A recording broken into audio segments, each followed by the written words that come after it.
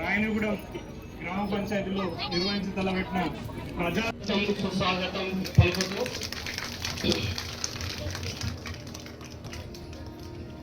శాంతం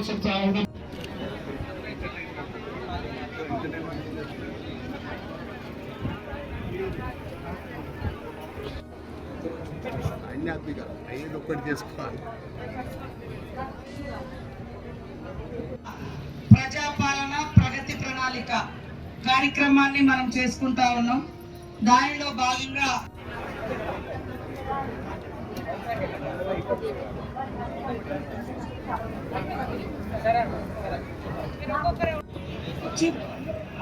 కొత్తూరు వాళ్ళు వస్తున్నారు, లేట్ అయిపోయింది.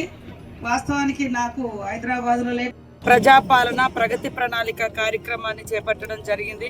అవన్నీ కూడా ములుగు జిల్లాలో చాలా అద్భుతంగా పనిచేసే కలెక్టర్ గారు ఇతర యంత్రాంగం అంతా కలిసి మరి స్థానికంగా మనకు గ్రామాలలో సర్పంచులు, ఉప సర్పంచులు, వార్డు మెంబర్స్తో మిగతా అధికారులంతా కూడా యాక్టివ్గా చేస్తూ ఉన్నారు. దీనికోసం మేము ఒక వాట్సాప్ కూడా జిల్లా యంత్రాంగంతో కలిపి పెట్టడం జరిగింది.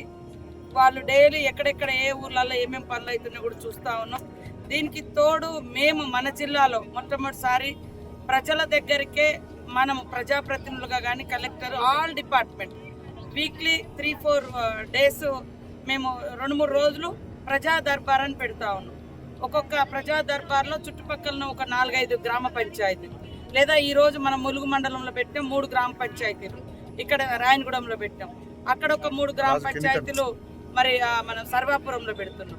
ఇది గత 10 రోజుల క్రితము వాజేడ్ వెంకటాపురంలో కూడా, వెంకటాపురం తర్వాత ఇంకొక విలేజ్లో కూడా పెట్టడం జరిగింది. రాత్రి 12 అయినా కూడా అంటే పబ్లిక్ వచ్చి మంచిగా వాళ్ళ సమస్యలు వినతుల రూపంలో లేదా వాళ్ళ సర్పంచులు వాళ్ళ సమస్యలు చెప్పడంలో చేస్తే ఎక్కడికక్కడ అధికార యంత్రాంగము, కలెక్టర్ గారు, నేను, ఇతర శాఖల అధికారులందరూ కూడా నోట్ చేసుకోవడం, వీలైతే అప్పటిదప్పుడే పరిష్కరించడం, లేదా కలెక్టరేట్లో ఒక సెల్ ఓపెన్ చేయడం జరిగింది. ఆ సెల్ ద్వారా మీ సమస్య ఇక్కడ వరకు అయింది, ఇది అవుతుంది, ఇది కాదు అని చెప్పడం.